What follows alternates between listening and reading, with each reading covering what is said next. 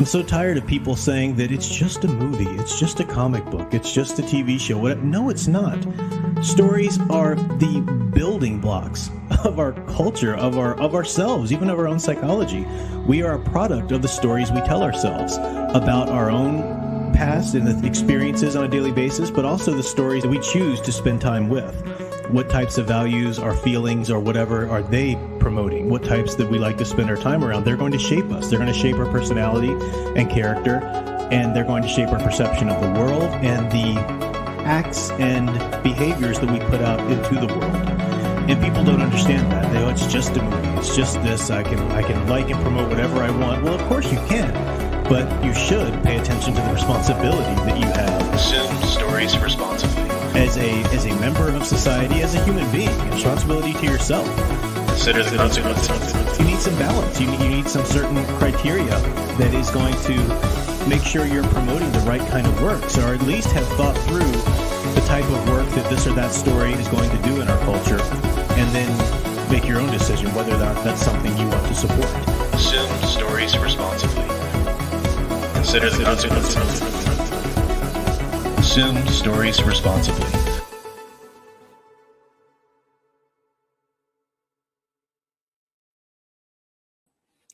Hello everyone, I'm Professor Geek. Welcome back to the channel. Welcome to another Office Hours live stream. Hope you guys had a good week. I'm beat. Definitely beat. But I'm here to talk about some things. I realized, I'll welcome the chat here in a second. I realized that one of the reasons I'm so wiped on Saturdays is because I have my daughter, for half the week, and then Saturday morning is when I drop her off with her mother. And if you have any special needs children in your life, it requires just 24/7 hands-on attention and care. I can't leave her alone, for a moment. So it's a lot. And this was a difficult week anyway. She wasn't feeling too well, as you might have heard if you were in the book study last night, the book study stream. But I do that, and so I drop her off. I come back, and I have just enough time to maybe clean a little bit, do a few things before Sound Engraver and I go off to Mass. And Sound Engraver and I don't get to spend a lot of time together when I've got my daughter, because she demands so much attention and whatnot. Even though Sound Engraver comes over and helps quite a bit, which is much appreciated. So of course that's our first time together again for the week. So it's kind of catching up and decompressing and everything. And Sound Engraver has been alone most of the day. So she's, finally talking, to an adult and everything for the first time. But see, I'm such an introvert. And when I say that, Sound Engraver knows, dear Sound Engraver knows. When I say I'm introverted, I'm not meaning it like, your average person be like, oh yeah, I'm kind of an introvert. No, I am introverted. I mean, to the max extreme. And it takes me a while, even if I'm exhausted, yeah, I might need sleep. But then I just need hours of just me time, just veg time, just nothing but just me, quiet, nothing going on, and to really recover my kind of cognitive ability, social energy, and just able to get up and think clearly and speak and articulate. So yeah, Saturdays I've kind of only had very little a bit of that, by the time I do the stream in the evening, because I come home from Mass and grab a nap and usually do a little schoolwork and then jump on stream. After the stream is usually my time to really recuperate, but did my best, had a little time. Hopefully, wonder if you guys, are any of you like really introverted? I know it became for a while there, it became like the cool thing to be is to say, oh yeah, I'm kind of introverted, it was like, being libertarian. It was like the cool thing to say you are for a while there. But real introverts know the struggle, and really, really introverted introverts know my struggle. Whew. Yeah, Spidey Rule said, I know how you feel. I hate going outside. Love being by myself. Yeah, I'll welcome the chat here in a second, and we'll get to the topic soon enough. But I don't know how much I've got to say about the topic. Once I get kind of going with it, I might just kind of finish it out. So I'm, padding the time a little bit. But there was a meme, and it was a picture of a character, a little boy character, and he was looking at the sun and the moon, and they were trying to convince him, like, what's just better, night or day? And the sun saying, in the daytime, the birds are singing, the flowers are blooming, and everybody's happy. And the moon says, At nighttime, people leave you alone. And the next panel is the boy just pointing to the moon. I'll take the moon. I'll take that one.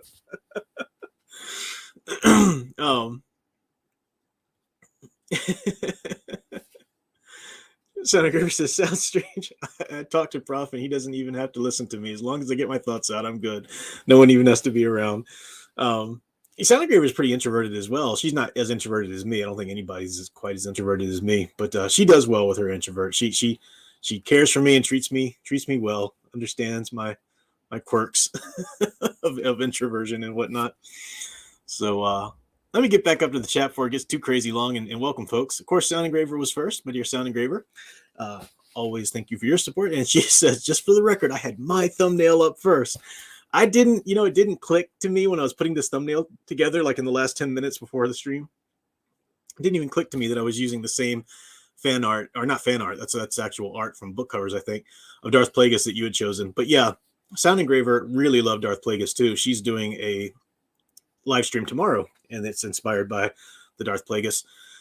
I didn't plan on doing a Darth Plagueis stream. I'll talk about that in a second. But if you haven't been around my usual streams, every Friday we've been doing Star Wars EU book studies, and we just finished up Darth Plagueis last night, which is why we're talking about it as though it's so current. But welcome, Brian Gilmartin, Final Fantasy fan, Studio Super, Ghost Planet Max Inc. 1.0, Electric Barbarella 27. I'm sorry, gotta get those numbers right. Daniel Heron, good to see you. Andre Hernandez, Owen Lister, and more. The list just goes on. The chat just rolls. Tom Spiegel, great to see everybody there. So Leah Plus Size, good to see you as well. Yeah, I hadn't planned on doing the stream tonight necessarily on Darth Plagueis, but when Al and I were finishing up the study last night, my daughter wasn't feeling too well, and I had Sound Engraver actually come over in the background. You can hear it at the end of the stream to kind of help her get settled into bed and everything, because she was wanting to go to bed. So, Sound Engraver helped me out with that, but Alyssa just was just fussy and very loud. And part of my attention was on that, even though I was trying to finish up the study here, part of my attention was around the corner, like making sure that was going okay. So as a result, I missed saying a couple of things that I wanted to say to kind of wrap it up and close it out. I had to kind of wrap up the stream quickly. So I wanted to initially just give my closing thoughts on the book, because it is a wonderful book. It really is a wonderful book. I'll talk about that in a second. But then as I thought about the closing thoughts that I wanted to give, there's Al. Yeah, good to see you there, Al. He's getting ready to go do a stream, I think, on someone else's channel. But yeah, once I started thinking about my closing thoughts and how I wanted to wrap it all up, I realized, man, there's some real kind of applications, lessons to be taken from this that I wanted to talk about a little bit. So let me kind of go in that order. First of all, if you had never read Darth Plagueis by James, I'm going to say Lucino, because that's how I think it is pronounced, but I've heard other people say Lucino. Maybe I'm wrong. Maybe it is Lucino. Now that's starting to sound more right in my head. I don't know. Anyway, some of the EU books at times can be hit or miss. The thing I love about the Star Wars EU is that I've never read a Star Wars EU book, and I haven't read every single comic, every single book, every single game ever yet. But in terms of Star Wars EU, I've never read a book, even when I got to one that was a little subpar quality-wise, it never violated or betrayed the spirit of Star Wars, the spirit of the original trilogy. Even when you get prequel-era stuff folded into it, it never violates the spirit of the original trilogy. And that's what I love about the EU. And I think it's it's just such a wonderful thing that happened when you've got Lucas creating this universe that built up such ardent fervor and fandom and took on such a foothold in culture. And then you had other fans, writers who were writers, but also fans of the material come in and write their own stories in this universe. And it got carried a continuity forward. It wouldn't have been like that if Lucas had continued to write it. That's what's so interesting about it. Even though I'll forever be thankful for Lucas, to Lucas for creating this universe and shepherding it and heralding it and whatnot. I hear stories about what he would have done. It's just not as good, if he would have continued Luke's story or whatever. And I think some of that's his reactions to the EU stuff and wanting to try and be original or different from it. But anyway, it's just such an interesting thing, because you've got this great creator kind of sort of shepherding or keeping an oversight on these fans that are coming in and writing the material, writers, professional writers, but they're also fans of the material. So it's a wonderful thing. It stays true to the spirit. But, all that to say that some books, can ebb and flow in quality, but Darth Plagueis is solid. It truly is a solid, I would say a great work of literature, definitely. So we finished it out. One of the things that I wanted to mention that I didn't so much is that in the end, you have the moment, and this is no spoiler. If you start reading the book, it starts with a prologue. You obviously know that Darth Sidious kills Darth Plagueis. That's the way of the Sith, and it starts out with that boom prologue before it even gets to the meat of the story. But in the end, obviously, it folds back around to that, where you've got Sidious there killing Darth Plagueis. And as he kills Darth Plagueis, he's talking to him, and he's telling him, venting his anger and telling him all these things about, you used to be wise, used to be good, but now these are the things you've done. These are the things, the grievances, he has with him and whatnot. And if you took that scene, a really great exercise in sort of literary analysis would be to take that scene and juxtapose it or compare and contrast it with the scene earlier in the book, right before Sidious or Palpatine at that point kills his father. He has, and we talked about it when we were at that scene when Palpatine's arguing with his father, a really well-written argument where you can see tensions that had just been boiling their whole life between his father and him. They've just kind of hated each other, and they really go at each other and just let all the emotions fly, and it ends ultimately in Palpatine killing his father. And you take that and like I said, juxtapose that with that ending scene with Darth Sidious killing Darth Plagueis. You see, on the one hand, that Sidious hasn't really changed. And that's what I love about this book. The criticism or the complaint about this book is, Sidious shouldn't have gotten a backstory. We don't need a backstory of Palpatine. To which I would say, why? Why? Because I understand the impetus behind that complaint. You don't want every villain to have a backstory, but the reason you don't want every villain to have a backstory is because you don't want them to pull a Joker. You don't want them to pull a Joker movie, which is, let's try to understand them and their choices. They're still bad, but let's just try to understand what made them the kind of person that they were. No, that's not what you do with an elemental villain. I've talked about the difference between elemental and sympathetic villains. Sidious, oh my gosh, if you could, I think there's even been votes and readers' polls or whatever that's voted him like the most wicked villain of all time in fiction, and he is. It's hard to think of a more elemental villain than Darth Sidious, the Emperor. But this book does not make him sympathetic in any way. The moment you meet him in the book, he's unexperienced. He's going to learn a lot, and you'll see his plan develop. But he is evil from the start. I mean, he is elementally evil, sociopathically evil from the start. And you see that in the same evil boy who killed his father is the same evil Sith now, killing his master. So on the one hand, you see that he hasn't changed. On the other, though, you do see a development in his power and his methods. He had this argument with his dad, with his father, before he killed his father. You hear the father speak back and hurl insults back at him and whatnot, and then ends up killing his father. By the time you get to his confrontation with Plagueis, Plagueis isn't allowed to speak back. He's orchestrated this whole deal with Plagueis to where Plagueis is incapacitated for some reasons. I won't give away everything, exactly how it works, but he's going to attack the respirator on Plagueis's mouth. He's pinching his throat with air. He's doing certain things to Plagueis that is not allowing Plagueis to have any agency in the situation. Plagueis is completely helpless and can do nothing but sit there and watch himself be killed, which is a cool reference to what Plagueis earlier did in the book to someone else. So a lot of really great, themes built and organization of the story structure is just masterful. It's really good. But you take that and you say, okay, well, Sidious learned how to grow in power, and then he learned how to not even have to hear negative feedback, not even have to hear the opposite side or the side of your opponent, not even have to hear them speak, just exert your will upon them. And it's a great literary device, and it showed that story of him in that range and that journey. And we can go a lot farther with that, but it's a YouTube book study, so I'll only go but so far. But then I started to think about real world implications. And, as you saw the thumbnail there, I kind of put that together last minute, but I thought, yeah, that's exactly right. I've got Darth Nihilus there from the Old Republic age. Then I have a picture of Darth Bane, started the rule of two. Look, if the Sith are ever to really get our revenge upon the Jedi and grow powerful and rule, then we need to hide in plain sight to some degree, but hide at first. Only no more than two of us at a time, one to wield the power, one to covet it. And eventually we'll devote ourselves to developing and honing our plan, our power, until one day we could overcome. And that's what Plagueis and Sidious are all about. That's the moment. That's the Sith taking over, as Sidious is the Sith Hari.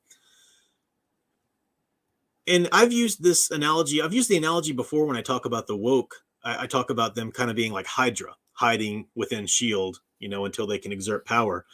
And it really, I dawned on me that, man, the Sith, that's a great analogy for the woke too. That's a great analogy for the progressives woke ideology. It's the same kind of idea. They don't have any values of their own. They don't. It'll seem like they do. It'll seem like they do at first because, hey, we care about this, we care about that. Really, they don't. The substance of the progressive woke ideology is just to tear down what is, point out the problems with what is.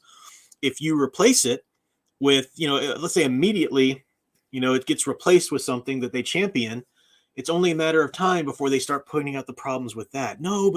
Because that's in that word, progressive. They can never just be happy with it. Everything has to be changing. And in their deluded, sense, they think, oh, because we're getting better, we're going into utopia. Right. So they don't have any kind of substance of their own. It is nihilistic. And, you often hear the nihilism much more on the surface. I just use that example because, someone might say, no, they've got their values and the things that they fight for. On the surface, maybe, no, but they're really just all about tearing down what is. Give them what they want. It's a matter of time before they tear that down too. And it's the overabundant of the trickster. I've talked about that before. The trickster has run rampant in our culture today, where it's cool. It's you be the rebel, be the one against everything, and then you're not really for anything if you get down to it. So the nihilistic don't really have any kind of views of their own. Hides to build power. We see this in a lot of different contexts. Mostly the one I've been talking about in my streams, of course, is within Hollywood and within storytelling and entertainment culture. How, we're seeing so many people now who gave us wonderful stories back in the day. People like J. Michael Straczynski, people like Mark Waid, people like these people who used to give us wonderful stories. I mean, that I still love and celebrate today. But something happens and all of a sudden it becomes culturally acceptable to spit on anybody that disagrees with you. And woke is here to say, woke is our religion. You're evil. We'll cancel you if you think anything otherwise.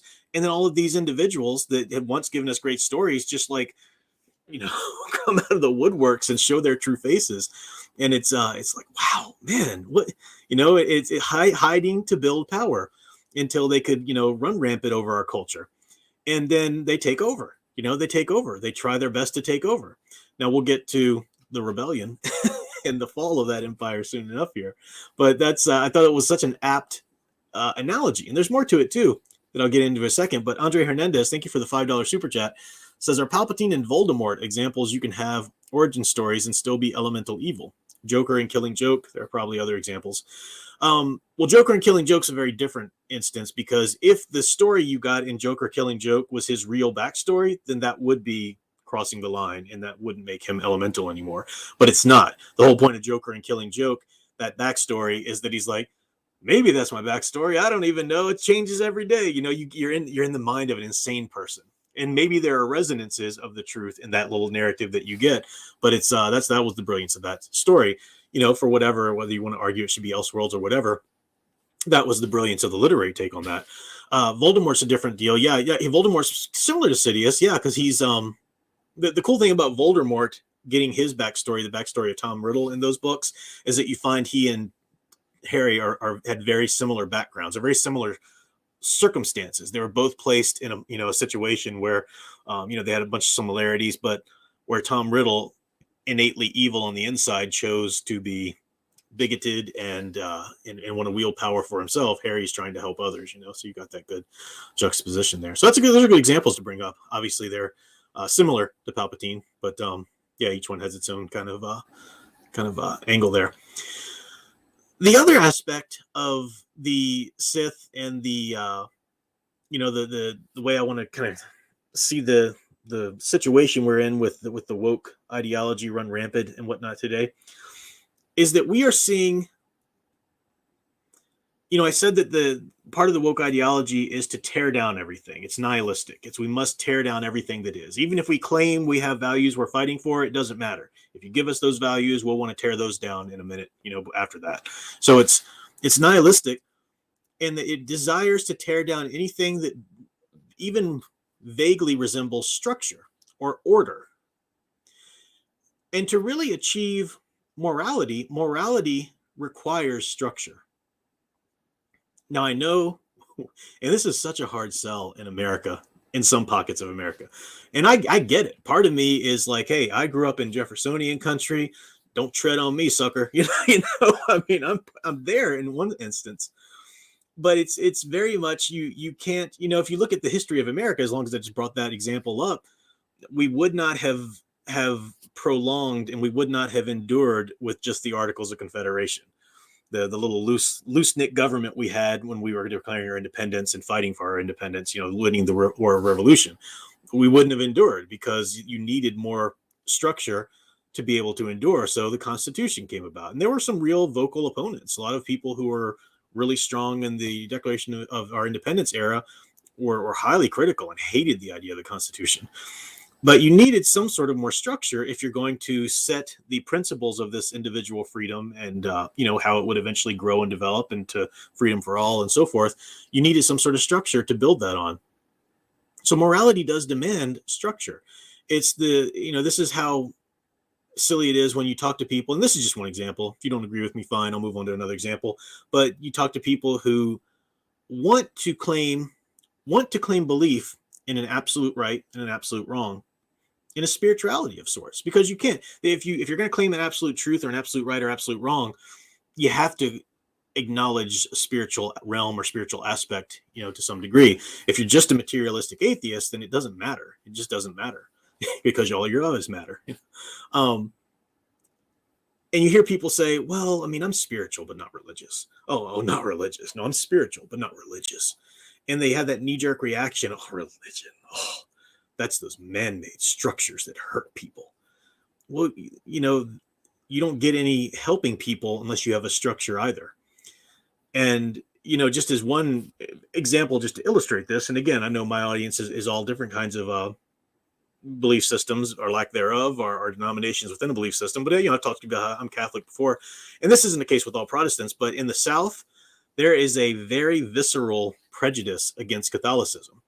And what I mean by that is that it's, I know I'll flower this example here in a second and get on back to the main topic, but I'm kind of going all over the place tonight.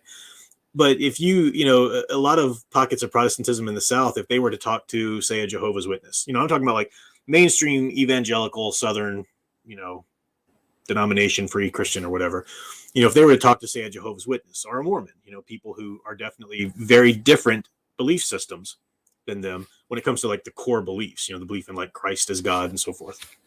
If they were to talk to them, they would be kind and tolerant, and they certainly wouldn't want to offend the person. Maybe they're trying to witness to them or whatever. But now you let that same, typical Southern evangelical or whatever talk to a Catholic, and you Catholics, suddenly this prejudice comes out.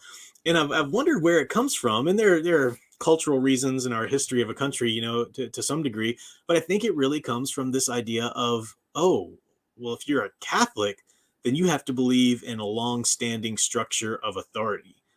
Now, suddenly the church isn't just this spiritual entity, and I'm not able to be the arbitrator of what is and what isn't in the Bible. Suddenly there's another structural authority that I would need to be submissive to some extent. And that's what it just grates on people. That's just one example, religion. But you can put it in all kinds of other examples. People don't like acknowledging and submitting to any kind of structure of authority. And it's not that, I'm not claiming for blind submission. I mean, blind submission, morality can't flourish in that either. Now, wrapping this up to Star Wars, you see that Star Wars in the hands of Disney today, Star Wars in the hands of the woke today, are trying their best to paint the Jedi as bad guys. The Jedi were so corrupt. Oh, the Jedi, they fell because they were just horrible at that point. I mean, they really are trying to spin even the great EU stories that clearly don't say that. Even George Lucas's take on the Force that clearly isn't that at all. They will try to argue you down and spin it that way in a heartbeat. Oh, the Jedi are evil. Oh no, the Jedi would never have. That's ridiculous. That is absolutely insane. This is Dave Filoni. This is all of your, every time you run and go to squeeze your baby Yoda's stupid little cheeks on a new show, this is the Star Wars you are supporting. The Jedi are problematic. Oh, they're so problematic. They're evil. They deserve to fall. Now, I mean, were they complacent? Had they been a bit too mired in some of their traditions and rules? Sure. But they were still the good guys. They were still the Force. When George Lucas designed the idea of the Force and balance to the Force with Anakin coming into it, it wasn't that you've got the light and the dark and they're both equally valid and we just need some balance in the two of them. No, it's not a yin and yang kind of idea. The light side is the balance. The light side is the Force used properly and good. The dark side is the corruption of it. And you saw this in Plagueis too, and how that Plagueis is trying to, argue that the dark was there before the light. And I said in the book study, I said, no, the dark is the absence of light. Dark is of no substance whatsoever. Dark is a corruption. Dark is the absence of light. So you don't get to claim any kind of superiority or primacy, and that's what. So when you try, so it's ridiculous to try and say that they're both necessary in the Star Wars universe or even in somebody's life. Now, did somebody like Luke eventually, when he recreates the Jedi Order, did he relax some of those rules? He acknowledged emotions a bit more. You can be married. You can, things that the Jedi used to do in the Old Republic. Absolutely. And that, again, that's an example of how the Jedi Council and the Jedi Order was a little bit too mired and complacent, a little bit too mired in their traditions and rules and whatnot when the time that they fell, but still the good guys, still the good. So you see that every time that you hear these people talk about the Jedi, the Jedi represent evil conservatism. The Jedi represent the status quo, and to a progressive ideologue, the status quo must go. Got to tear down whatever's in power, no matter what, because we're progressing into a beautiful future. So it's you see that a lot. Eldritch fan for $4.99, thank you, sir, said, I'm working on a Star Wars based sci-fi book and running into a problem. I want my Jedi analogs to be autonomous, but how to keep them on the right path. Oh, so like individual agents, I think is what you're saying. It's not really having any kind of major sense of order. I mean, you can have a structure of you also say the Darth side is a rusty claw twisting the Force. Yeah, that's a good image there. Thank you for that.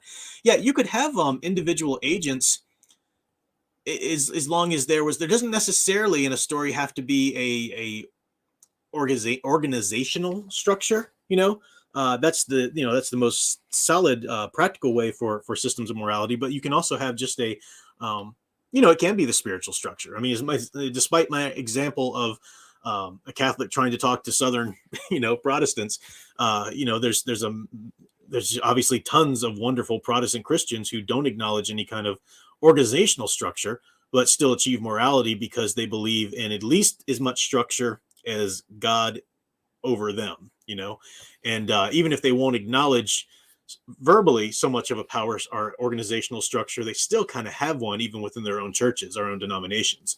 So there's ways to do it a little bit more individualistic. It's an interesting question. I'd have to know more about your situation to give you more thoughts on that, but yeah.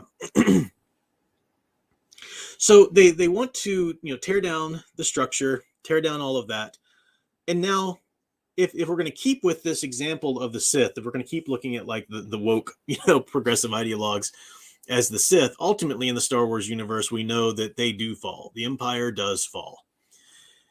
There's always a danger of it creeping back as Sidious tries to come back, as different people, as whether it's Isard or Thrawn or different people, in the EU try to resurrect it. It's always going to be a danger of it being resurrected there.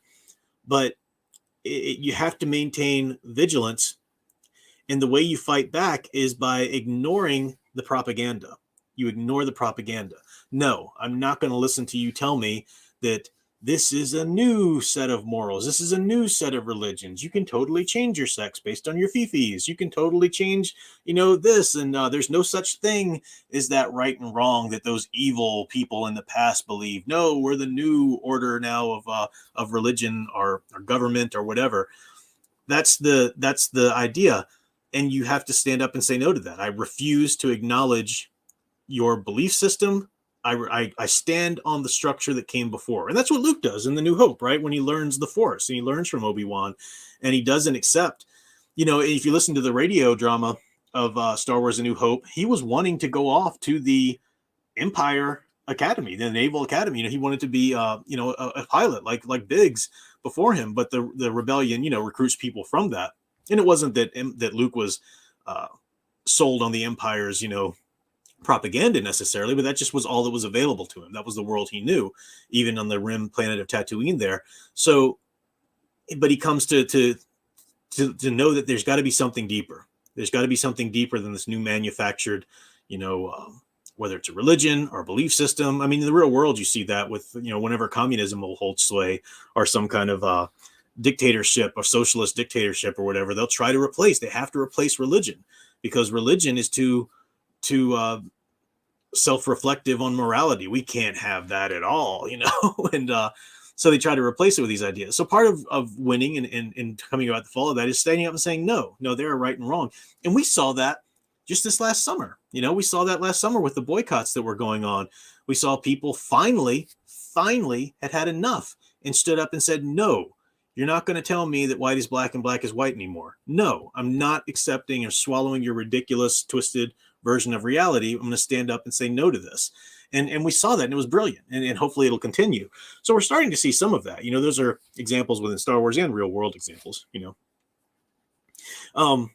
got a super chat here from Owen Lister for $9.99. Thank you. Said, I never view the Jedi's evil. They just got too involved with their politics and were a little too strict, like being forbidden to fall in love. Yeah, exactly. That's what I was saying. You could say they were, perhaps they'd grown complacent, because of the Sith machinations underneath the current and everything. And then, a little too bogged down with their own regulations and whatnot. Yeah, I agree.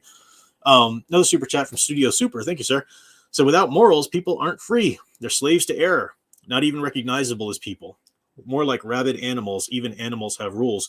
You're right. I mean, that's the thing that's so hard for people to understand. It's a principle in Christianity, but I think you could apply the principle to any belief system, basic belief system of morality. The idea in Christianity is that submission to Christ makes you free. And that doesn't make sense logically at first, because you're like, well, if I'm really free, I should be free to do whatever I want. I can sin, I can do something good. That's real freedom. And that's just not the way reality works. Conceptually, we can kind of think about that as sort of an intellectual hypothesis, but that's not the way it works. If you exercise your freedom that you do have, you're free to choose whatever you want to. If you exercise your freedom to sin, you become a slave to that sin. Sin or evil in the morality discussion is a trap. It traps you. It's a drug. You can't just do it once, without any kind of help or power out of it. You must continue to do it. So being free to choose sin is to become a slave to sin, or slave to evil, if you want to use the good and evil aspect of it there. Yeah, I like the way you've put that, Studio Super. And submitting yourself to morality is to actually be free, because you are choosing, because you're not at any point you can choose to not be moral if you want. Hopefully you wouldn't, but you can choose that, So yeah, it's an interesting, getting really philosophical tonight. I'm glad you brought that up. What was I saying now? I guess the last thing I'll say here about the overcoming this empire, overcoming the woke, Darth Wokes, is that you have to stand up and say, I refuse to accept, your new reality you're trying to hand me. You do have to, and I'm not saying about fight, the analogy in Star Wars is actually fighting the Sith or fighting the Empire. Obviously, I'm not advocating anybody go out and be violent in real life, but when you fight and you use that word fight, it's like the boycotts. I'm simply not going to give you my time, money, or attention. You don't get that. Oh, there's nothing the woke hate more than you not giving them your attention and convincing others not to give you their attention. Oh, that burns their blood, that boils their blood. That's what that country song that came out recently talking about how, small towns aren't going to put up with this nonsense you gave. Oh, the woke are so mad. They're so mad about Sound of Freedom because, it's telling people the truth and it's making them vigilant. We don't want that. We want them to be quiet and good little submissive, they hate it. Nothing boils their blood more than you not giving them attention, the fealty they feel they deserve, right? The dark Sith Lords, and not giving them or showing others that they shouldn't be paying attention to that nonsense either. Oh, nothing just terrifies and enrages them more. It's like a Sith Lord, practically, Make it to the super chat, and there's one more thought that I'll close it up with there. But Studio Super says submission to Christ is like turning on a light in the firing range. You know where to shoot without that light. You're firing blind, making the same mistake so many generations before have made. Yeah, that's what some kind of very, very loose forms of Protestantism just kind of boggles my mind. Like Joe in his basement decides that he's called to be a pastor, so he just rents out a warehouse on the corner of the street and opens up a church, and suddenly he's the pastor and he's got authority and because he just felt that calling. It's like there's a whole centuries-long tradition of knowledge and study and theology, not to mention the passing down of the authority and the laying hands on and the spiritual leadership. And it's gotten to the point now where you can just say, nope, Holy Spirit told me I'm supposed to be a pastor, so I've got spiritual authority now over anybody who comes to my little corner that I rented out of the market or whatever, and it's like, let's stand on a little bit of structure and work that's been done in the world. That's not exactly the way the Holy Spirit operated in the book of Acts, and he's certainly not just going to start one day. Anyway, that's a whole other spiel, but you brought it up in the super chat, and I appreciate that. The other aspect that I was going to say is, now some people might hear me, and this is a straw man argument. It's a stupid straw man argument, but I think it's worthy of bringing up anyway, just to knock back down. They'll say, oh, are you kidding me? You're going to tell me that James Lucchino or George Lucas, they're so not, you're stupid conservative, whatever, they are these woke that you're talking about or whatever. No one is saying that these writers or George Lucas himself are anywhere even remotely aligned with my own philosophical or political views or whatever, religious views or whatever. I don't know what they are, to be honest, but that's not, no one's saying that. The whole thing about story and mythology is that it's greater than the author. If it really takes hold, it's greater than the author. That's why, Star Wars, forever indebted to George Lucas, it's gone so beyond George Lucas at this point. Even before he sold it to Disney with the EU, it was long beyond George Lucas, trying to be true to his original vision, of course, but move far beyond that. That's what the case. If you create a real story or myth that takes hold, it becomes bigger than you in the culture, and that's what it is. And you can't, any attempt to demand that your creation stay within this political, or whatever. Like I remember when Revenge of the Sith came out, the third of the prequels, and there was a moment in the news at that point. George W. Bush was president, and there had been a moment where I forgot the issue, but there was a political debate, and he came out and said, "Look, if you're not for us, you're against us." And the Democrats just wrung their hands and couldn't believe what kind of a horrible thing to say. If you're a leader, how stupid are you, and evil thing to say. So eventually it made it into the Star Wars movie. You had, Anakin saying, "If you're not for me, you're against me." And I don't know, I'm sure Lucas knew what he's doing there, but people were like, "Ah, ha, ha, ha, see, evil George Bush is like a Sith Lord." Fast forward, some years later, and Barack Obama says the exact same thing. "If you're not for us, you're against us."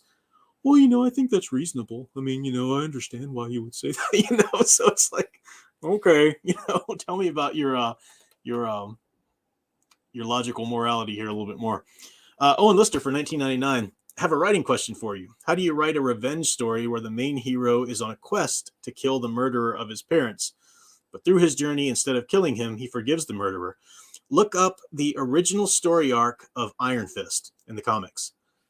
That is an amazing way of telling that story. Danny Rand, parents were murdered.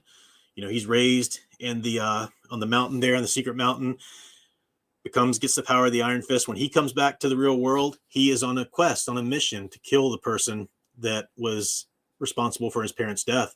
Gets all the way up to almost doing it, and then realizes, that he can't do this or he'll become that. I mean, there are other stories about it too, but that's the one that immediately came to mind when you asked that question. Check out the original Iron Fist run in the comics in the 70s. Yeah, 70s when it came out. Original Iron Fist. You can probably, it's in collections by now too. You look at the original. That's a great way of that. It's one great way. But yeah, there are others. Thanks for the super chat there. Appreciate it, Owen. Kalista00. CLP, what kind of currency is that? But thank you, sir. So, hi, Professor. Love your videos. Kind of off topic, but what do you think would be some beginner mistakes to try and avoid when writing a fantasy novel? Oh, man, we could do a whole stream on that. Too much world building. World building is a lot of fun, especially in fantasy. And you need to do the world building as an author, right? You need to have files and really a clear sense of the world, the history, the way the logistics and physics work of that world. You need to have all that in your head. And it's fun, and you should have files of it or written it. You really should have it all fleshed out. But when it comes to actually writing the novel, readers don't give a crap about any of that. It's important to make sure that you're consistent. What a reader cares about is the story. We are well past the point where a reader is going to sit through some lengthy introduction where you explain to us the rules and everything that's going on, and before you get to an actual character needing to do a thing that is difficult for them to do. That's the story. That's what we want to hear. And world building has to be practiced. You have to give us world building through the actual narrative. We don't want 2 steps of the narrative and then 2 pages of interiority that links into the world building.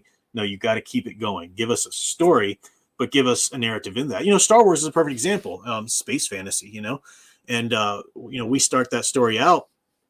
We don't know. I mean, you got the crawl. Maybe you can say the crawl. The little Star Wars crawl is a little bit of exposition, but you don't really know what the Empire is, what its values are, what the rebellion is, why it's fighting for this. You don't know the history of it. All you know is that there are people in peril, and that there's this wicked villain, Vader coming in. That there's this seemingly helpless princess, and it's boom. It starts off with narrative, and the world building comes around it. And once you're invested in Luke, then you can have him meet Obi-Wan. Then you can have some conversations where they're sitting and talking about it. But yeah, story first, world building second. Yeah, that's a big part of it. That's one example. You asked for a couple there, Kalista. What are some other? I don't mean to contradict myself, but I just said that you should yourself have that world building down as a base to tell the story from, and make sure that you're consistent with it. That's the important part of having all of that world building down in your files and whatnot, is that so you can tell a consistent story, because readers will pick up too on you just kind of playing pretend. And then he picks up a rock over there and he flies and kills the villain, because one thing I forgot to tell you guys was that there's these special rocks in this world that can make you anti-gravity and that kind of thing. It's like kids playing pretend. You want to avoid that kind of that's an extreme example, but yeah, being consistent. If you have more specific questions about anything, I'd be happy to go in that too. But that'd be a whole other stream talking about the specific pitfalls of somebody writing fantasy. Yeah. Sound Engraver, I just see you there. Short stories. Do your world building with well-written short story. Yeah, this is one of the things I've talked to Sound Engraver about, and she likes this idea too. One really useful technique if you're writing a novel, even if you're not really building a multi-volume set, but especially if you're building a universe in which you want to write separate, novels in, do some short stories that take place in your world, because short stories will not abide any of your exposition. The nature of a short story is it has to jump right to it and get it done.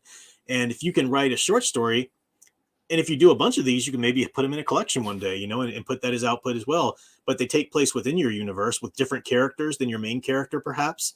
This is one of the things that the EU is so great about, that each little new story or new novel fleshes out another little corner. And it makes you practice being consistent with your world building and with your rules, but it also makes you practice getting to the story. So it's it's a good way. Slav says, don't put elves, trolls, dragons, or dwarves in it. We already have enough Tolkien ripoffs. Fantasy as a genre is bigger than those tropes. Okay, I totally get where you're coming from, Slav, and I'm not arguing with you at all. Yeah, I mean, it comes to a point where things feel a little bit tired, right? At the same time, Tolkien did found a genre, and I don't immediately curl my nose or roll my eyes when I'm reading a story that has a dragon or a dwarf in it. What I'm looking for is there something original being done with them, or is there a reason for it being a dwarf? Is there some sort of internal consistency, you know? But yeah, I get where you're coming from. It is hard to have some any kind of original voice when it comes to some of these very specific genres. It can be difficult. I'm going back. I know the chat was going crazy while I was talking, and I saw my name tagged a lot. But again, I can't stop, the flow always. But let me just go back and try and catch some of these as I can. Spidey Girl said, "No one's more introverted than me." Okay, all right. I don't know you, so maybe I will acknowledge that possibility, sir. And let's just say I'm somewhat introverted, but I like to be around people, even if I don't talk with them a lot. Yeah. I mean, an introversion isn't socially antisocial. Introversion isn't not liking people. Introversion is just needing to like them over there. At least having a lot of frequent time to recharge before you go back and spend time with them again. Brian Gilmartin says, spent the afternoon at one of the boardwalks near me since it was beautiful. Yeah, I don't know what part of the world you're in, but today, I live in the American South and Upper South, and it wasn't as Sound Engraver and I were actually in the food line today, a grocery store, and there was this older lady talking to Sound Engraver while she was checking out her groceries, and I had my groceries right behind her. And the older lady at the cash register is like, "It's so beautiful. It's not humid at all. It's not humid at all." And Sound Engraver just looked at me for like the real story on that, because she knows that I am so sensitive to humidity. I hate it. I hate feeling that sense of wet on your skin, and that's the southern summers around here, where there are trees and whatnot on the East Coast anyway. It's gross. And I was like, no, it's not as humid as it has been, and it's better. But that's a bit generous saying it's not humid at all. Anyway, funny story. Let's see what other things were going on. Owen Lister, no, I got that one already. Leia Plus Size says, some movies I go to see by myself, and I don't mind. Some people say, how can you? But sometimes it was more fun by myself. I have gotten to the point where I will only go to the movie theater by myself. Now, I haven't been to a movie theater in ages. What was the last movie I saw? Oh, actually, before the MCU bombed, I was going to see the MCU. So I think Endgame is probably the last movie I saw in the theater, just because I couldn't wait on that one. And there was a movie theater near me that was very dead and was easy, But see, the thing is, movie theater, there's too many people to take you out of the experience. I hate it. When I'm watching a movie, I don't want to know about the world around me. I don't want to know about the person around me. I want to know about that story. I want to suck into that story and feel like I'm really experiencing it, especially in the theater. That's a little bit tempered when you're in your home, where you can pause and you can kind of jump back in and out of it a little bit, So Sound Engraver and I, we can pause it, we're watching the series of Stargate SG-1 all the way through, so we can pause it and whatnot. But no, I don't think there's anything weird about going to the theater by yourself. That's the only way I'll go to a theater, if I ever go to a theater ever again, which probably won't, because new movies aren't all that worth seeing. But I just can't stand people around me talking or reacting audibly to it or on their phones. I mean, yeah, I don't know. Thank you, Leah. Plus, I enjoyed the book study. Still enjoy the novel. A good novel, past and present. Yeah. Yeah, the EU is great. We're trying to figure out what to do next. I don't know. I have to talk to Al and hear what you guys think about this, but I would really be interested in doing Force Unleashed, the novel. It was a game, the 2 games that came out, and I played the game first, and I love the idea of it. But the story in the game was just so slapshod and quick, and it was like, I need more. If I'm going to buy this story, I need more. And fun gameplay, though, and it's a game. But I recently read the novelization of it by Sean Williams. Blew me away. Like, yes, this is what I wanted. The cool idea. And Sean Williams is developing a novelization around whoever originally wrote the little story for the game. So I would love to maybe do Force Unleashed. Of course, on the Audible, that's only available in an abridged version. somebody, I think Tom Spiegel, if you're still here, was saying Ghost of Tatooine. That's on Audible. It's an abridged version. Unfortunately, very few, comparatively speaking, unabridged versions on Audible. The reason that's a big deal is that Big Al's got, conditions in which it's kind of hard for him to nothing but read long forms with reading comprehension, with some of the medication he's on and whatnot. He's talked about it. So it's helpful for him to have an Audible version that he listens to while he reads. He did say that if it's at least an abridgment, he can maybe kind of, get through that. So maybe another option is to maybe do the Dark Empire Dark Empire, which I kind of have a love-hate relationship with, that trilogy. But it's the first one anyway. But that's available in comic form as well as radio dramas. They did radio dramas that were really good of those. So yeah, just some ideas. Of course, there's always a novelization of Revenge of the Sith, which is so much more than the movie. Spidey Rules says they're unironically taking what Palpatine said at face value, like Anakin did. Yeah. Leia Plus says it boils my blood red when I hear them say there is no good or bad. Everybody is the same. We see that now in stories. You're right. Yeah, it's this kind of replacement of ideology, replacement of morality. There's no right or wrong. Just embrace yourself. And as a consequence, you don't have to improve yourself. No. The new hero story is admitting and realizing that you're already amazing and that other people, especially if you've got some good punches on your victim card, you're trans or minority or whatever, then the evil patriarchy and, structures have kept you down, Yeah. Final Fantasy fan said, if these people are trying to take down structure, I ask this. If you take down structure, how do you live with yourself? Yeah. How do you live with yourself? How do you live in a society or whatever? And they can't, even people who claim that there's no absolute right or wrong. I was like, that absolutely? Do you? There's no absolute truth. Is that a truth? Is that an absolute truth? There's no absolute truth. It's so easy to knock these silly philosophies down. But I think I got some super chats here that I don't want to miss while I'm going through and getting people. Andre Hernandez for $5 said, I know it's easy to say they're better than the sequels, but what are your genuine thoughts on the prequels? Do you think they're misunderstood masterpieces? In a sense, yes. That's a really good question. I think the prequels, if you view them through the proper lens, which is the original trilogy, I think they're wonderful.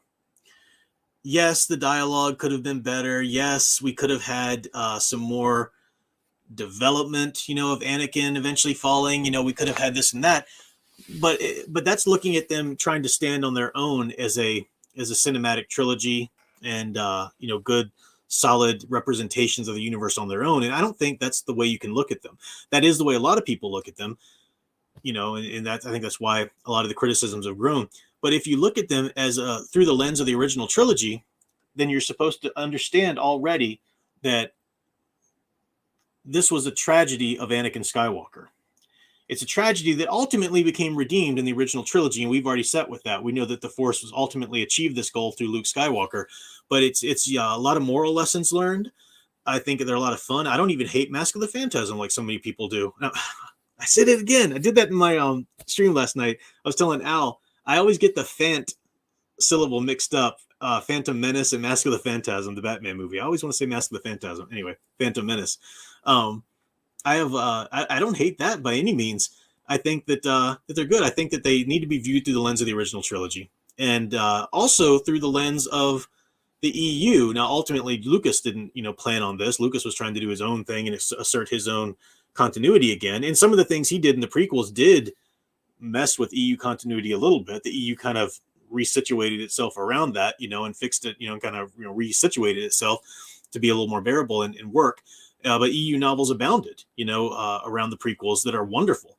And so any areas where, so I can see if somebody says, no, a movie needs to stand on its own as a movie, and that's why the prequels are crap or whatever. I can see a lot of the criticisms from that viewpoint. Understandable. But I don't see the prequels in that way. I see them as parts of the larger story, as needing to be seen through the lens of the OT, as sort of check-ins on Anakin's journey. So if I really want to see his sense of progression or devolution to the dark side, I've got books in between to see that with. Good question though. It's always fun to talk about. Studio Super for $9.99 said, saw more 007 movies. More still remains my fave. What I heard, they made his movies like Batman movies, as they viewed Bats as the fictional blood brother to Bond. His movies feel more comic bookish. Oh, interesting. Yeah, that's interesting because I know that when they were making the Batman movies, they were trying to take a cue from the Bond movies as well. You know, different love interest in each movie. You know, if you except the first Tim Burton movies and then Batman Forever. You know, different love interest, some general progression, but the idea that actors could come and go.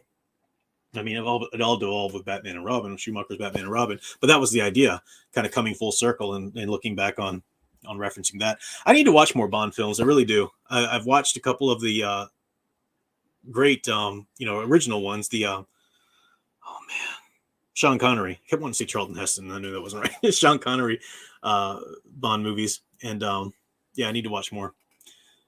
Definitely. Slav for $5. Is that?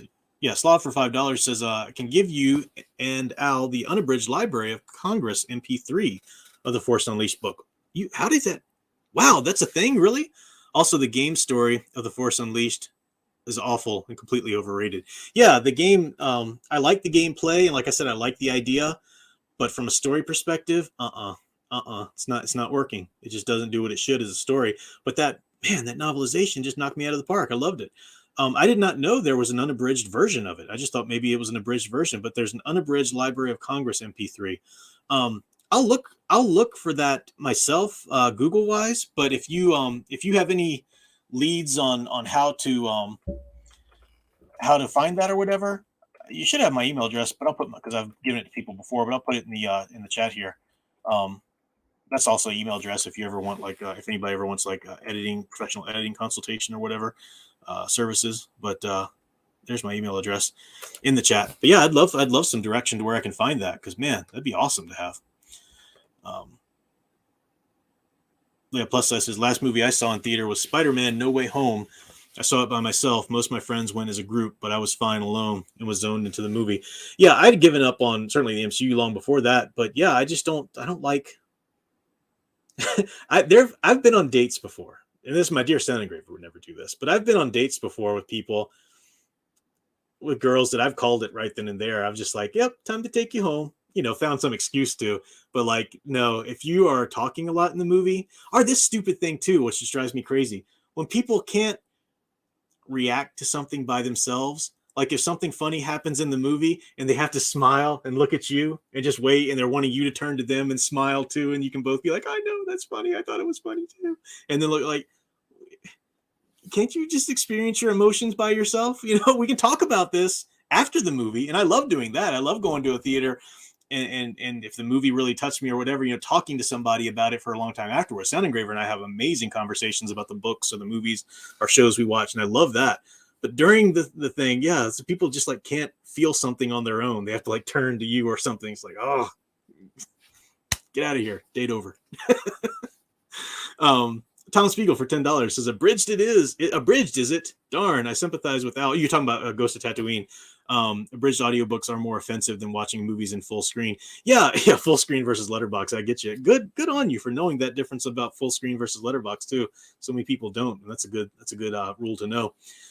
Yeah, abridgments are just ridiculous. Now, maybe after what Slav is telling me, maybe some of these actually have full unabridged copies somewhere. And if Ghost of Tatooine was one of them, it's a great book. And I know you've been pushing for it a lot. And it is on the list. It will be done, Tom Spiegel. Hang in there, buddy. It'll be done. I know. I appreciate you keep bringing it up because it's a good one. It deserves to keep being brought up. Dark Side APUC? Is that I'm getting that right? Says, would you ever do a live stream on different old comic arcs, like the Age of the Apocalypse, for example? Yeah, I mean, I can do, and I do talk about sometimes in my recommended reads, sometimes I'll do older comics or old graphic novels or old, story arcs and whatnot. So, yeah, that's one that you mentioned, the Age of the Apocalypse. I guess if there's enough call to talk about this or that, and if I enjoyed reading, if I had access to it, enjoyed reading it, depending on what it was, yeah, I can do that. I do classic there. Sound engraver. She said crud. I do that. Am I really that bad? No. Sound engraver, you are not what I'm talking about. And I think people know what I'm talking about. When some like it's the kind of person that if something funny happens on a screen, they smile and just turn to you and they just stare at you and wait for you to acknowledge them that they thought that funny. And yes, you think that's funny too. You do not do anything like that, Sound engraver. Sound engraver is cute. I know that she has a comment she wants to make because she starts kind of laughing to herself. So I know, click the pause button. She'll make her comment and then we can talk about that. But see, it's a different thing if you're watching a TV in your home and you've got access to a pause button. It's a very different thing there than if you're in the theater and if, passing a comment or talking is 2 seconds of the movie that you miss forever, or at least, till it comes out. You're not doing it, Sound engraver. Don't worry. Andre Hernandez for $5 says, don't you think it's sad that other people or that people accepted the prequels because of other writers in the EU? George Lucas shouldn't have hired a bunch of yes men. Let me read that again to understand what you're saying. It's sad that people accepted the prequels because of other writers in the EU. All right, so I think I get what you're saying there. You're saying that it's sad that the prequels can only be accepted by reading the EU material. Is that what you're saying? But then I don't get the second part. George Lucas shouldn't have hired a bunch of maybe George Lucas. Oh, when he was like making the prequels or whatever. I mean, George Lucas had the power, right? And at that point, see, that's why I think the quality. And this is it's not just my original thought. Everybody says this, but it's true. The reason the quality of the original trilogy as just standalone films is so much greater than the prequels as standalone films is because George Lucas didn't get to call every shot. He wasn't God at that point. Even with A New Hope, as he's directing, writing, and all, he still had to kind of answer to certain people. He's younger, he's working with some editorial oversight, basically, to use the writing perspective. And he really consulted with Joseph Campbell a lot in writing that script and make sure it was honed and it was the hero's journey. By the time he got to Empire Strikes Back, he wrote the general story, but then he had somebody, Kasdan, come in and write the screenplay. And what's his name? I'm blanking on the director's name of Empire Strikes Back, but Empire, the great director come in and do that. And that's why, and the same thing with Return of the Jedi, that's why the original trilogy is far greater quality of individual films than the prequels are in terms of quality of individual films, because by the time the prequels came around, he was the great god George Lucas, and anything he said went, and he got his way on everything. And as a result, the quality's down. That happens with a lot of people, a lot of just like writers in general, directors, sure. But whenever they get full power, whenever their name is big enough to where they can just do what they want and to heck with editorial oversight, the quality always starts to ebb. I use the example of J.K. Rowling. I was reading the Harry Potter books when she was putting them out and enjoying them. And it was I think it was the third book, Prisoner of Azkaban, started it. And it came out that, in the first two books, she had to really kind of listen to her editors. No, you can't put all that much in. No, you have to keep it to this, and that. And by the time the third book, it was just such a powerful, popular franchise that she was just able to do whatever the heck she wanted to at that point. And as a result, I do see the writing begin to kind of ebb in quality, starting at book 3, like she starts to try and put too much in. And, she does some things that I think, an editor could have gone in and say, I think you need to, this and that onto the end. I'm not saying I hate the books from that point on, by no means. I really enjoyed the whole series, but you see the quality ebb, and you see that in a lot of people whenever they become too big for their britches. They become too powerful to be subject to any kind of editor. Not that editors are always right. There's a lot of examples of authors or filmmakers or whatever saying no to some stupid film company that has a bunch of blind dictates or whatever, but it's still, you can't do everything on your own. Sometimes artists of all genres need to realize that. Slav is saying more about this here. They made Library of Congress unabridged version of all EU books that are not on Audible. Do some research on them. I have most of them on a thumb drive.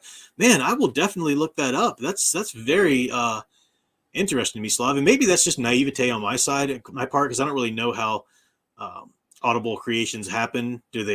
I thought that they just do abridgments right away. They abridge the text and just record it like that. But maybe they're always unabridged first and then become abridgments. I don't know. That's my own naivete or ignorance, rather, in that field. But man, it's exciting to hear that. I will have to do some research. If you do have a second to email me any kind of like directions of where to find that stuff, I would love that. That's fascinating to me. That's exciting. Yeah, Leia Plus says, once those lights go down, that door closes in the movie theater, I am zoned out and into the movie. So I wish nobody talks to me. I want to focus on the film. Amen. Amen.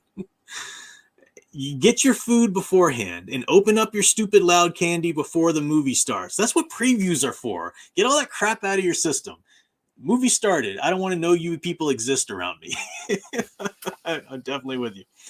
Tom Spiegel says, on Bond, I recommend all 5 movies directed by John Glenn, from For Your Eyes Only to License to Kill, all made in the 80s.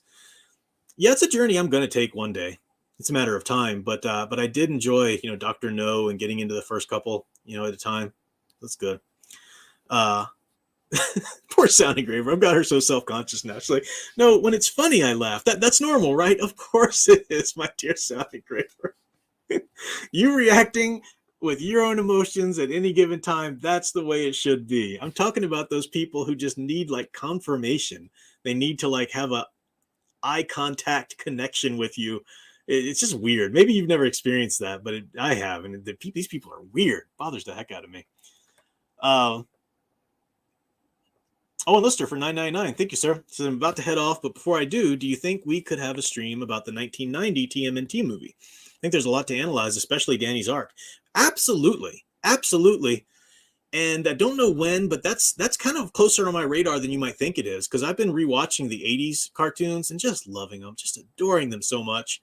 And I do like the 2002 re-envisioning of the show that I'll probably rewatch again once I finish with all the cartoons. But yeah, I've got the movies. They were kind of up on my own personal rewatch list anyway. That wonderful classic, and yeah, I didn't even think the second one was horrible, but it's not what the first one was. But yeah, those movies bear some rewatches and analysis. So yeah, good point. I could definitely put those on the radar at some point. Appreciate that, Slav. Thank you. That's awesome. Anakin Solo said, just putting it out there, I absolutely love the prequel trilogy, especially the novelization. The first 6 films and the original EU is the 25,000-year story that is called Star Wars. I agree. And I'm, when I'm trying to acknowledge criticisms of the prequel trilogy, I'm in no way saying I don't like them. I love them. I really do love them. I do. I'm with you there, Anakin. It's the novelizations are wonderful too. I've read the novelizations. Recently reread Phantom Menace and the Clone Wars. I need to reread. I was thinking it was going to be for a book study soon, rereading the Revenge of the Sith novelization, which really blows people out of the water. But no, I agree with you. I definitely agree with you. It's good stuff. Andre Hernandez said, I met people. Okay, explaining your temperature. I met people appreciate like the Clone Wars series and Plagueis novel over Lucas's prequel movies. Yeah, it is a shame that people do that. Yeah, it's a big topic. It's fascinating to me. I know some people, and this happens quite a bit, because of the so many years in between the original trilogy and the prequel trilogy. There are people who were, kids, early teen, preteen, or whatever, when the prequels came out, and that was the only Star Wars they saw for the longest time. There's actually people, and this is just mind-boggling to me to wrap my head around, but it makes perfect sense in the culture and in the way people were receiving the movies at that time. But there are people who went to the theater never knowing that Anakin's fate was to fall and become Darth Vader. There are people who saw all 3 of those prequel movies and were totally shocked at the end. There really are people like that who didn't know anything about the original trilogy. That was some old movies, whatever. They're watching the stuff that's current. There really is that. So yeah, that's fascinating to me. And I'm not negating people who had that experience. I mean, that's an interesting experience. I'd be curious to really talk to those people more and find out their reactions to Star Wars from that. And eventually, hopefully, they got into the original trilogy. But again, I don't think that's ideally how the prequel should be viewed. I would never advocate somebody who'd never seen Star Wars before. I would never advocate them to watch the prequels first and then the original trilogy. I would say, nope, watch the original trilogy, then watch the prequels, then watch the original trilogy again, and you'll get even more out of it. And then get out your prequels again, you'll get even more out of that. Whatever.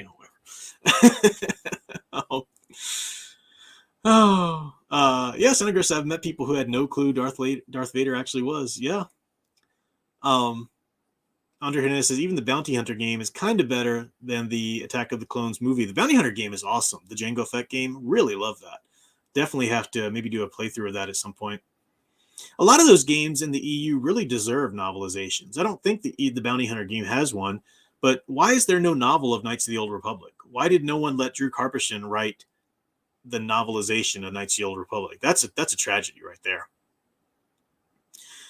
Studio Superside definitely wouldn't be a good movie partner in this case. One of my favorite memories with movies is geeking out about it afterwards. Good times. Yeah, afterwards is fine.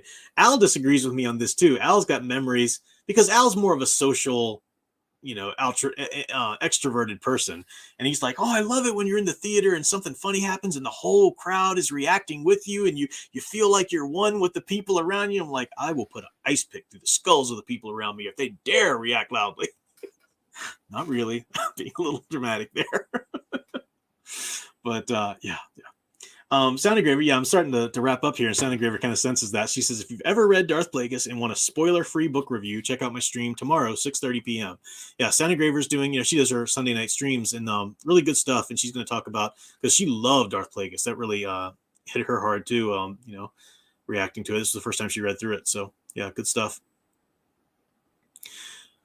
All right. I do need some food. I do need some introvert recoup time, which I'm gonna go ahead and get here. But just looking up here, yeah, I do a bounty hunter stream. Slav says, yeah, that's coming. I really should, because it's good stuff. Definitely. Andre Hernandez says, I assume you don't like cheering during the Avengers Endgame. No, shut up.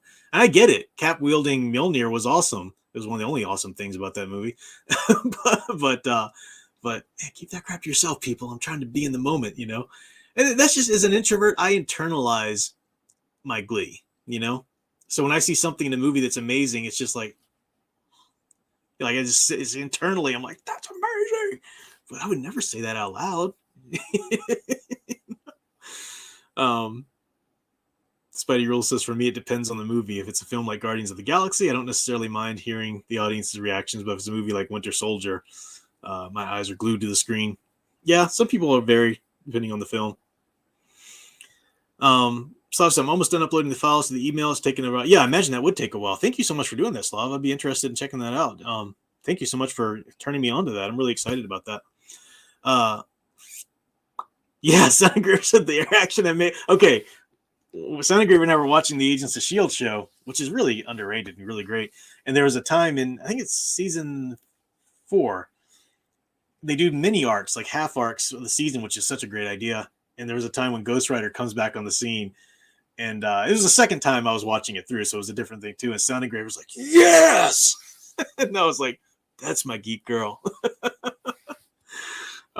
Studio Super says, if you want, in my mindset, after this, you'll have all the time in the world to watch this by yourself. Let's have a time here. I get that. I get how some people think that. For me, though, first impressions are non-repeatable, so my first impression with a film, because I've seen films that I now love, but they're always kind of tainted by a bad experience I had in the theater, watching it the first time or something. Not that the movie's, not enjoyable to me, but it's just, you have that memory or something. I don't know, but I get it. I get what you're saying.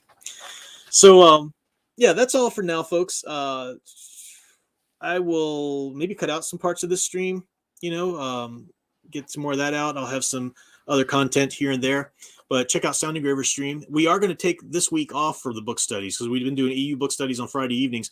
We're going to take this book off while we're trying to decide if the Force Unleashed unabridged version actually comes through. We might go ahead and do that. That'd be awesome. Then maybe I can top that off with a playthrough of the game once we've actually gotten the whole good story, because the game's really fun in terms of play. And Sam Witwer as Starkiller is wonderful. What's her name as Juno Eclipse is wonderful. The acting in it's great. Visually it's fun to watch and see, but it needs the fleshed out story. So maybe there. Yeah. So thank you, 499 super last minute super chat. Stu Super got in, though you'd probably like my theater. It's very tame. Yeah, good country theaters are better. Yeah, where it's not many people in there, not many young people going crazy. So all right, folks, thanks for hanging out. I will be back with more eventually. Until next time, keep enjoying and digging deeper into the true blue hero stories you love.